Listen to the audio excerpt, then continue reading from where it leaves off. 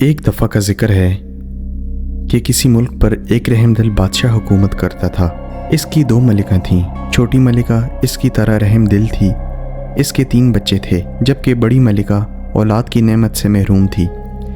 بادشاہ چھوٹی ملکہ اور اس کے بچوں سے بہت پیار کرتا تھا، جس کی وجہ سے بڑی ملکہ چھوٹی ملکہ سے حسد کرتی تھی۔ ایک دن اس نے اپنے سوتن اور اس کے بچوں سے نجات حاصل کرنے کے لیے سازش تیار کی، جس کے لیے محل کے ایک غلام کو بھی ساتھ ملا لیا۔ ایک روز جب تینوں بچے باغ میں کھیل رہے تھے اور اس وقت وہاں اس کے سوا کوئی نہیں تھا، ملازم بچوں کے پاس آیا اور ان سے کہا کہ آؤ میں تمہیں پورے باغ کی سیر کراتا ہوں۔ بچے بہت خوش ہوئے اور ملازم کے ساتھ چل لیے۔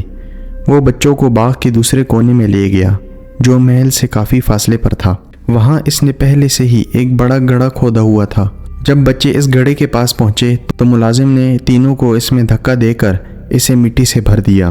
بچوں کو زندہ دفنانے کے بعد محل میں واقع اپنے کوارٹر میں جا کر اس نے اپنا حلیہ ٹھیک کیا۔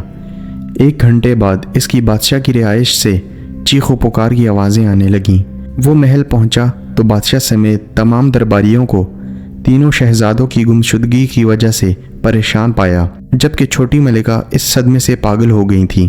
بادشاہ نے ملکہ کو بمشکل اس کے کمرے میں پہنچایا۔ اسے پاگل پن کے دورے پڑنے لگے۔ وہ بادشاہ سمیت جو بھی سامنے آتا اسے مارنے دوڑتی۔ ایک روز اس نے بڑی ملکہ پر چھری سے حملہ کیا۔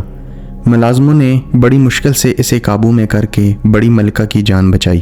اس کے بعد بادشاہ نے ملازموں کو حکم دیا کہ وہ ملکہ کو محل سے باہر نکال کر کہیں دور چھوڑ آئیں۔ یوں چھوٹی ملکہ کو محل بدر کر دیا گیا۔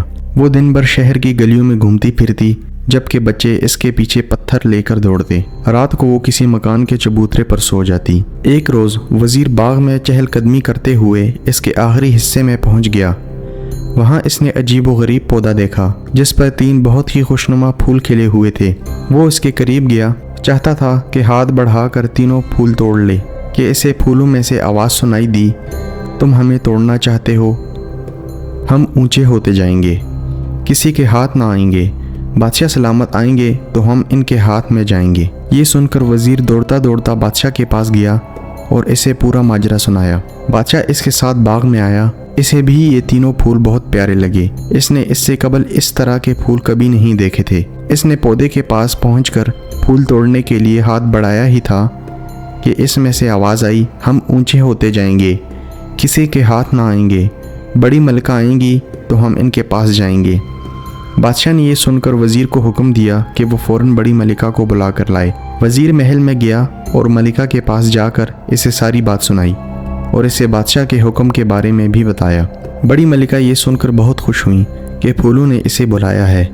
جب بڑی ملکہ پھولوں کے پاس گئیں اور انہیں پکڑنے لگیں تو پھولوں میں سے پھر آواز آئی، ہم اونچے ہوتے جائیں گے، ہم کسی کے ہاتھ نہ آئیں گے، چھوٹی ملکہ آئیں گی تو ہم ان کے ہاتھ آئیں گے۔